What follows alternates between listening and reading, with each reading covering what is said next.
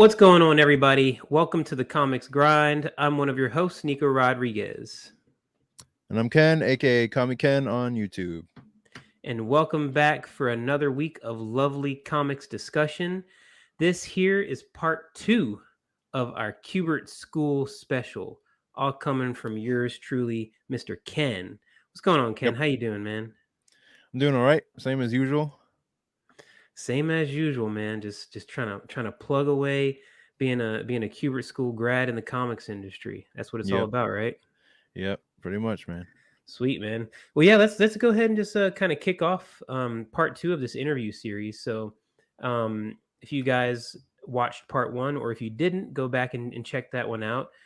Part one, we went through year one of Ken's experience at the Kubert School.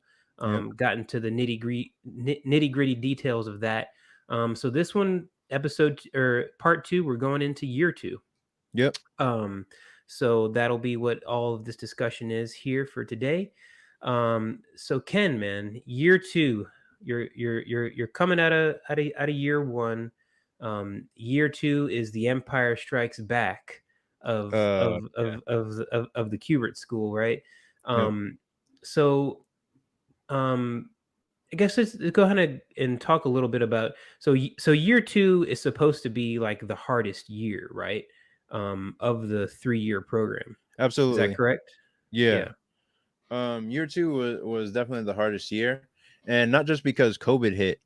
And I don't know. Coming out of year one, I was just like, man, I'm bored. Like I'm so bored with life. It's just like just going day after day, just drawing. I was like, all right, I'm gonna go crazy this summer. I'm gonna go on dates. I'm gonna go on like salsa dancing. I'm gonna go do this and that, and just get out of my house more because year one was just so stifling. You know what I mean? But Mhm.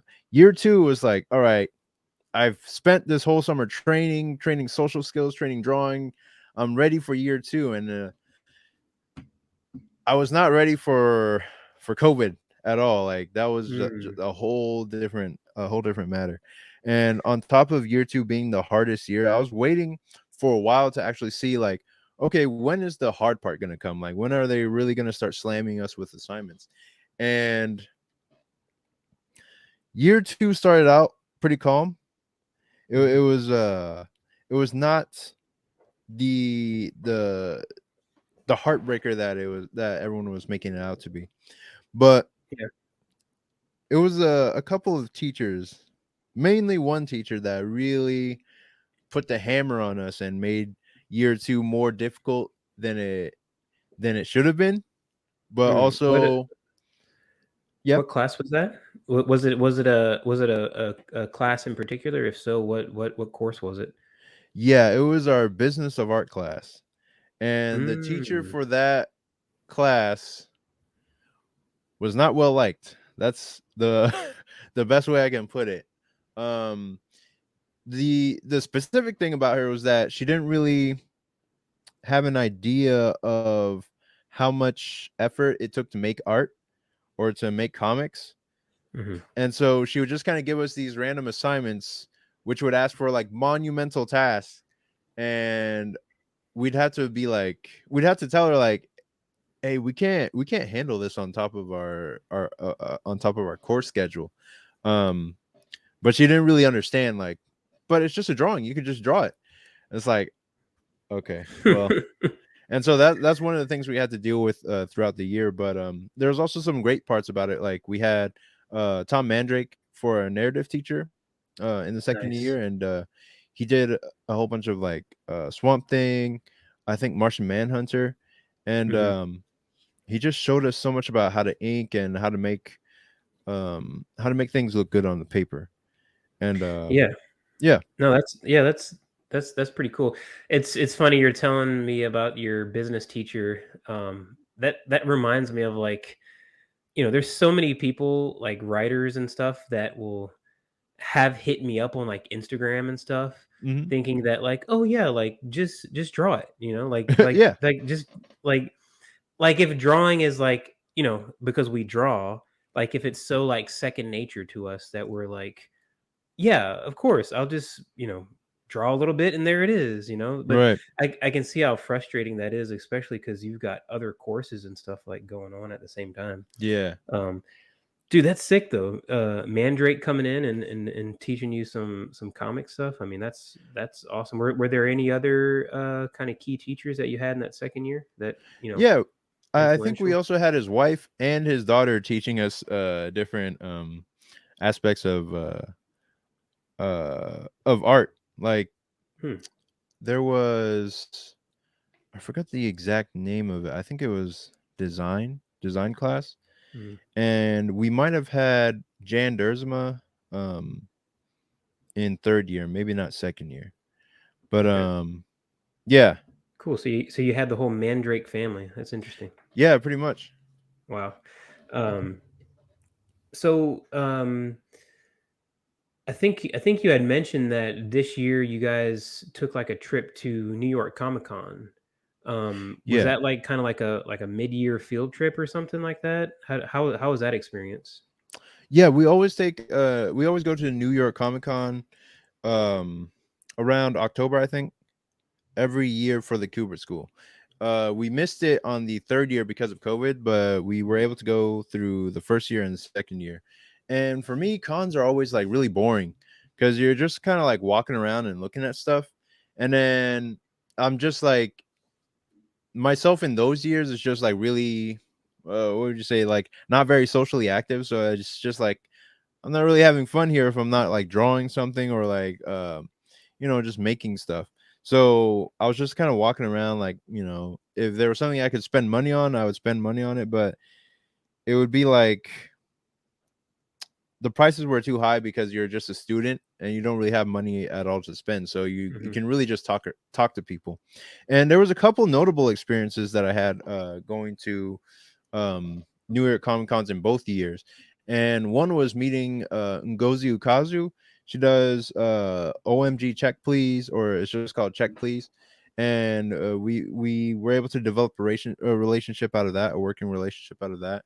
Because I noticed her online before the convention, and I know she was going to be there. So I made a note to go out and meet her because she was also Nigerian. And I was just like, all right, well, let's see how she made it work, how she was able to tell her parents like that she wants to be a comic artist and all that. So I made a connection with her. And then there was another artist who colored this book called Isola, the Oh yeah, comic book yeah, with yeah. yeah, and she posted that she was going to do a zine about it on Instagram, and I was just like, all right, I got to get this zine. So I made a note about it on Instagram, and then when I went over there, I was able to buy it and whatnot. There was kind of a weird moment where we were just like touching each other's hands like that, and she was like, your hand's just like really big or whatever. And I was just like, I don't get it. Artists are weird, you know what I mean? But I bought It's the like, book. don't shake my hand, just gently place them against Yeah, each other. right, right. But I also met Terry Moore, who Oh did yeah, Strangers in Paradise, and his art is so, Houston legend. yeah. I didn't even know he Legend. was based in Houston, but Yeah, dude. Yeah, he's still here in Houston. nice. But his art is just so, I don't know, there's something really human about it. Mm, And I was able to buy his book of how to draw expressions or how to draw people nice, from him personally. So that was really a great show. And nice. Did yeah. you did you bring like your portfolio around or anything to kind of show other some bigger artists, or you just kind of just basically just kind of like a fan more or less? Yeah, I was there as a fan, but I also brought my portfolio to show off. Nice, Yeah, actually, that's what I showed to Ngozi and some of the other artists there, like just what I was working on at school or what my personal project was and all that stuff. So yeah, yeah, I did, and I got some feedback on it, and took that feedback to improve and whatnot. nice, nice, man. That's cool. So you were able to go to New York Comic Con right before COVID, right? So right Yeah, lucky. after it almost seems like New York Comic Con's what, like in October? It's usually like October, right? Something like that. Yeah, late. It's either late September or early October. Yeah, so like October, and then I guess right after that, basically COVID starts hitting.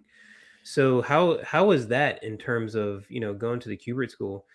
I feel like it doesn't change a whole bunch because like you still like you're sitting down drawing a whole ton. Yeah. So even in isolation, you still sit and draw a ton. Um, how was that? Like, were your courses all online at that point? Well, when COVID was starting out, I was thinking like, oh, it's just one of those things like swine flu or whatever. It'll just go away. It'll just come and go and it'll pass by. It's not even in America. It's in China, so it's not even gonna come over here and mess with us. So, uh, when it was like around December that I started seeing all this stuff about COVID, and I was just like, it's just a news event, whatever. And then as we started rolling around to like February and March, that's when COVID like affected our school and our schedule, and they were like, okay, we're gonna start sending everybody home, make sure everyone's safe and quarantine and all that.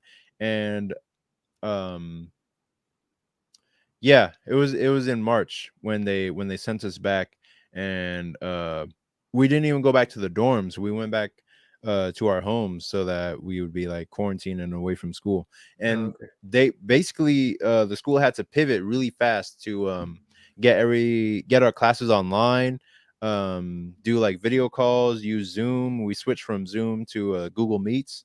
Um and then we were just doing class from there.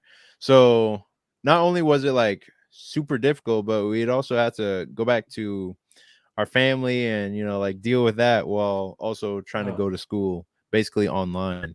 huh. I didn't realize that you didn't even stay on campus anymore. You went all the way back home. Yeah, pretty much. Not back to Texas. I had family out Oh, in Baltimore, but I mm. went back to Baltimore to stay because of COVID. Damn, that's crazy. I didn't realize that. So, how long did that last? How long were you in Baltimore for?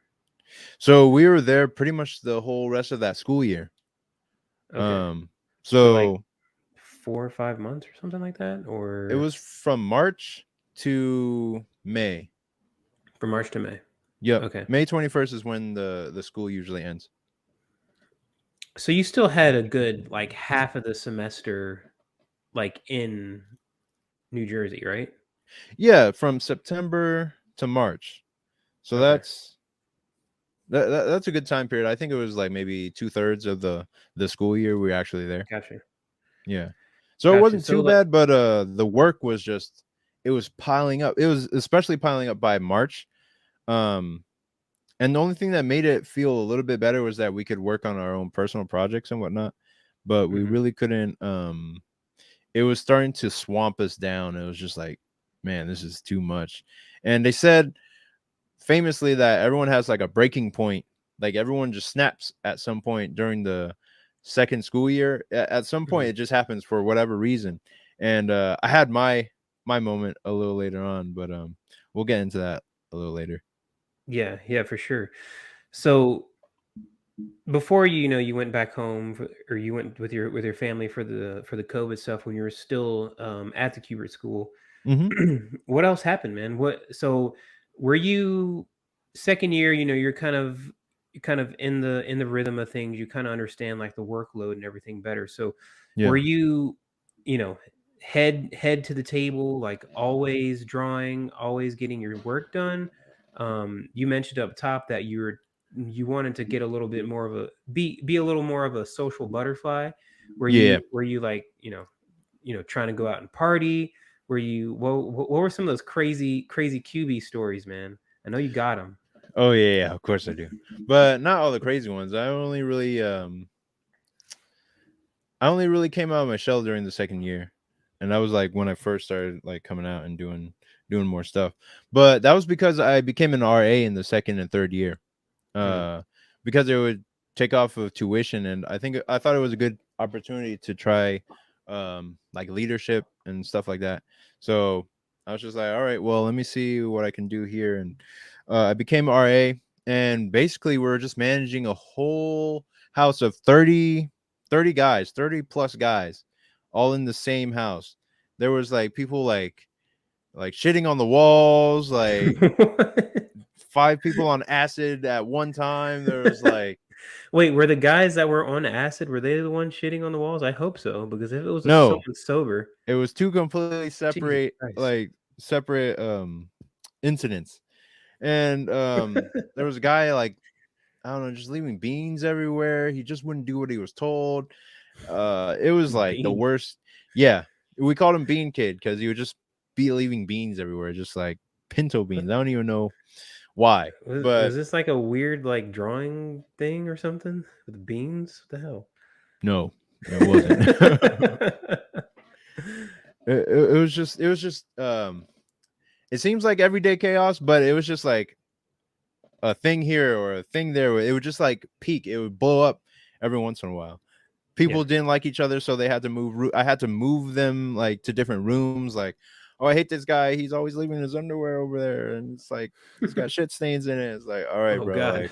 Like, either like we can either like fight it out, or we'll move you to that room, or it was stuff like that. Did you have to you had a roommate? No, no, that was a You good didn't? thing. In first year I had one roommate, and then he dropped out because it wasn't what he wanted to do exactly. And then I was alone for like a good few months until December. Like I was just like chilling. I was like, yeah, this is nice. I get to just chill in my room alone. And then they Hmm. just randomly gave me a new guy to live with, and I was like, oh well, fuck. Mm. And he was an older guy. He smoked like he smoked marijuana, like he smoked weed. Why do I keep saying marijuana? I just say it like the whole thing. He smoked weed to like calm his nerves because he was like a vet. Mm. So Interesting. he wouldn't smoke in the room. He would go out to his car and whatnot. Yeah. And some of the guys would just like bum a smoke off him and hotbox in his Mm. car with him. But yeah, yeah, they gave me a roommate, and then in the second year I was alone. So they gave me I had a choice between two rooms since I was always like the first one to show up there. I had the bigger room which had the internet box in it. So like you Mm. can control the internet from there, and if people didn't do their chores, we would turn off the internet. Mm. So the bigger room had the internet box, and it had like a much wider space, like almost two rooms in one. And then the top room where I stayed was like a really like a much smaller room, but it was right next to a bathroom. So like if you needed to hit the bathroom, just walk right in. It was one step away from the bathroom, so I could Mm. just walk right in from my room. Didn't even have to touch the floor in the hallway. So so I preferred that room a lot better, and Yeah. everything was close by to me. Because the other room was more kind of like a social, like if you were more of an open guy, you would have more people in that room because you could fit other beds or other people in that. Yeah. Um, but yeah, I Did took the smaller room both years. with your rooms, did you guys have like a art desk, like a dedicated art desk, or did you have to supply that, or they put that like in the room for you guys since you're like drawing all the time? No, you bought your own, and you can buy it from the school. So either you can bring your own from home, or you can buy one from the school, and then you just put it in your room, and there'll be Oh, enough okay. space for everyone's desk. Did Because you guys did Go ahead. they banned us from keeping desks downstairs because people were dropping ink all the time and messing up the Okay. carpets. Yeah, Did you guys have like when I was going to school, we had, a library, right? So everybody's going in there to study or to whatever. Did you guys yeah. have like a communal kind of like library where you could, get away from your room and like, you know, get to work on your pages and stuff, or In was it all in your the room? house. Well, no, not in the house really, but like maybe out. Like, did they have an equivalent to like a library or something, or like a study hall, that was like open all night? No, there wasn't any No. like open all night type of thing. There was Okay. a community library. I never went to it even once. Okay. So Uh, so so you did have a library. no, I mean like there was a library, like a Dover public library. There was that. I never Okay. went to it once because it wasn't necessary. There was the school library, which was like it mostly housed like DC books and stuff like that, but people would Mm, pull from it for reference all the time. DC books, floppies for like Marvel and all that, some manga, but not a big wide selection. It was a very small library, and it had like two Mac computers where you would just like mm, scan in your stuff and do all this. And then there was like a printer where you'd have to pay money to get prints for your stuff, or you'd have to put in quarters um to get to print stuff out. gotcha. Um I'm a and little. Go ahead. oh, and in the mansion there was just comics lying around, like left from years past, and it Mm, was just like a big stack you can pull from it to look at it. It was mostly older comics, and yeah, east of west. nice. But yeah. Hickman. Um, I'm interested now that you said I don't know how much you spent in like that library looking for reference and all that, but was Mhm. it do they have like any kind of like underground cartoonist type stuff, like some Robert Crumb or anything like that, or was it strictly um you know strictly look at the Marvel DC stuff to inform your reference? Dang. It was mainly DC stuff. And I would see like other reference books, like just general reference, like how to draw animals, Mhm. or buildings in New York or Paris, that kind of thing. But the only other main thing was Archie books, because Mm, the Kubert School is really connected with Archie Comics, and so if you're a good enough artist, they can get you in with Archie Comics, and you can start working there even straight out of the school. But interesting. no, there wasn't too much in terms of like deep underground type comics. If you wanted to find those, you'd go basically below the school. There's a comic shop, Mm, so they have cool. Dewey's Comic Shop or Dewey City Comic Shop. I forget the exact name, but during the second year, Anthony Marquez, our the school president that took over after Adam Kubert, he moved his comic shop to the school comic shop, so we were able to go there and have a wider selection of things to pull from. Nice, dude. That's dope. Yeah, Did you guys get like a discount or anything? Like if you show them your ID yeah. or not? Yeah, you Nice. got like a little, I think a 10% discount for Cool. if you went to the school, and anyone could go in there, whether you went to the school or not, Yeah. and it was like half a comic store and half a art supply store. Oh, dope, dope. That's Yeah, cool. That's cool. So you can go get your weeklies plus some new pens or something. That's dope. exactly. Yep. Cool, man. So let's talk about a little bit about you mentioned it a little earlier Yep. the mental breakdown in year two. Oh yeah. Um, I think that's kind of an area to kind of highlight because like you said, year two is supposed to be the hardest year, and Hmm. everyone kind of says and has informed you at this point that you kind of have a breakdown. So what was your kind of mental breakdown? What kind of led up to it, and how did it affect you? Well, it was different because we weren't in the school, and we were just at home all the time. But it's like you still couldn't really escape it. You know what I mean? Hmm. And just to So keep up. so I'm this sorry. was so this was back when you were with your family after COVID. Yeah, Okay, got it. after COVID started, and it was hard to. Oh, how would you describe it? Oh yeah, the thing was, is like because you wanted to keep up with everything and not fall behind. I started the year just like guns blazing, like I'm not gonna fall behind. I'm just gonna get these assignments done and do them well and all that stuff. But then that one teacher started giving us and started piling us more and more assignments, and we're just like, oh, this is too much.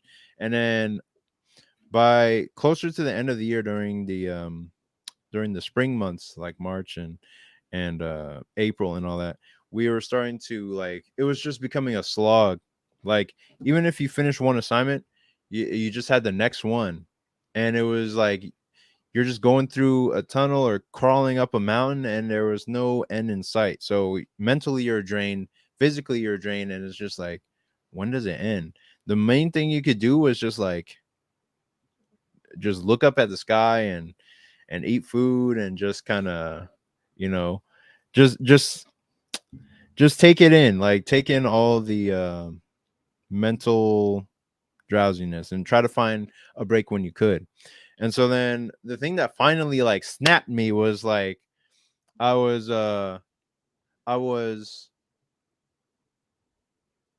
presenting my piece for our humor class, and a it was our final piece for that class, and I put in like so much work on it to make it look good and to make it look all right.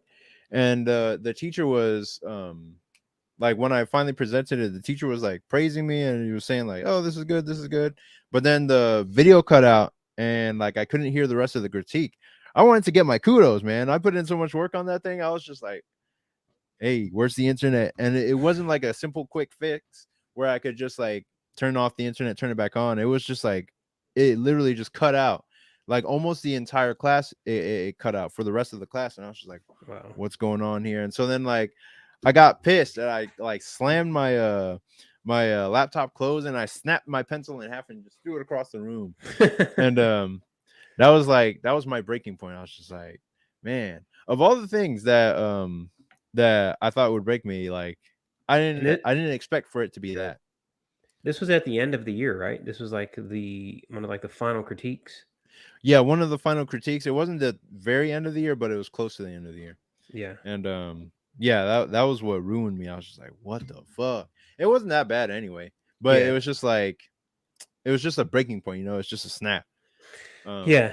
Did you were you able to kind of like, take 10 minutes, regather yourself and kind of get back to it, understand the mission, or did it take you a little while to get back to square? No, I've been holding on to that pain until just this very moment where where I could talk about it. But nah, yeah, I regrouped, but I was still pissed about it for like a week. And that was just one of the assignments that we did for our final. And there was the one thing, I think the one good thing that really came out of it was I was able to complete my pilot issue for Air Rider. The very first finished comic that I completed for Air Rider. It was Nice. 8 pages, drawn and colored and lettered, and um yeah, it was my pilot issue. And I once we posted that to the classroom, I was like, it was such a weight off my shoulders, but I didn't even feel like that. I just felt like, well, that's another one in the bag, I guess. Yeah. It was just like okay, it's done, but so what? Like Right. you still got the rest of the year to finish out. So that first chapter happened like mid year two. Are you talking about the chapter 0? Yeah, chapter 0. Yeah, that it wasn't. It started mid year too, and then we finished it out by the end. Okay. And she said, if you don't turn, our teacher was Erica Schultz. That's not the business of art teacher. That was the our narrative or writing teacher. Yeah. And she said, if you don't finish this assignment or if you don't turn it in today, you're failing this class. Like there's Mm, no, you have to turn it in within this class period or you fail the entire damn. semester. So I was just like, oh fuck. But I knew I got it done in time. It was just a matter of uploading it and all that stuff. But even by the time I uploaded it, it was just like this doesn't even feel like a win. Yeah. It just feels like nothing, you know. And you had to you fully colored that one and everything too, right? Yeah, that was Yeah. like really rewarding because it was like my first finished. Like it looks like a full piece of work, and I went like a week or two later to go print it out at Office Depot just so I could hold it in my hand. And I was be like, yeah. Yeah, so year 2 was where you the birth of Air Rider, the story, the characters and everything, or was it happening before that? Yeah, I had like concept art and stuff like that in year one, Mhm. and I was really like developing out the story in year one, and I started drawing the first issue, the first official issue, at the end of year 1, and I even created the actually I created the cover in year 2, but I started the first creation in at the end of year 1, and then during year 2 was when we did the 0 issue, which was for a class assignment. Gotcha. Yeah. No, that's cool. I didn't realize that like year two was it's kind of it's pretty major when you kind of look back at it, now because like Air Rider is like your main comics thing. Right. So that year two you must have learned a lot of stuff, technically storytelling wise, that kind of got you that first 8 pager. That's awesome. Yeah, because Hmm. what they did was like they allowed us to work on personal projects during year 2, and they would give us a lot more free reign. So any chance I could take to make something Air Rider related, I would just slap Air Rider on there and Yeah, make the project that. awesome. Cool, man. So, any last comments on year two? Was it did you feel like it was a successful year two, and that you kind of got a bunch of knowledge and kind of prepared you for that last final stretch in the third year? Yeah, but I Nice. would say I survived it. You know what I mean? Like Hmm. it's not something you come out like triumphant, like yeah, I did it. Right. No, it's more like, all right, I'm done. I'm done. Like you're almost ready to quit art at that Right. time. Um, but yeah, what they say about the years in general is year 1, they just slam you with a bunch of work, but you're just getting into the swing of things. And then in year 2 is the hardest year because they're giving you 2 times the amount of work as year 1, so that you can deal with the pressure of creating it. Hmm. And then by year 3, they give you about the same amount of work as year 1, but since you've done so much work through both year 1 and 2, you're better equipped to handle the workload of year 3 and put Yeah. out more quality stuff. Right. Interesting. Yeah. Cool. Cool. I think that kind of wraps it up for part two of this interview series. Next time we're going to go into year three of Ken. We're gonna have some interesting stuff too, including Ken's like big end of program portfolio review. Oh So, yeah. which it's like I can't wait to hear about that, and kind of who was looking at his stuff and what kind of came of that portfolio review. Right. But yeah, cool. So thanks so much for joining us here for this part two of this interview series with Ken on the Kubert School. Ken, let the good people out there know where they can find you. Where can they follow your work? You guys can find me on Twitter every day at the Comic Ken. I also post on Instagram at Comic Ken. You can see that down below. And my webcomic is Air Rider High School Hero, and you can find that on Global Comics. And I'm making the official website, and that's coming soon as well. You can also sign up for my newsletter. I need people to sign up for that newsletter so I can put out more stuff about Air Rider, and so you can be updated for when I actually launch the book, the physical book that's coming out next year. But yeah, Awesome. Yeah, so if you want to check out Air Rider, we're kind of discussing it here, but now Ken's got a lot more story to it, a lot more stuff up there on Global Comics. Go check that out for sure. And you can follow me at Nico_writes on Instagram most actively, and on Twitter as well at Nico Writes. And you can follow me on my Substack for free. Get some cool creative articles, updates, and all that good stuff. That's at nicorodriguez.substack.com. But other than that, thank you so much for tuning in, and we will see you next time.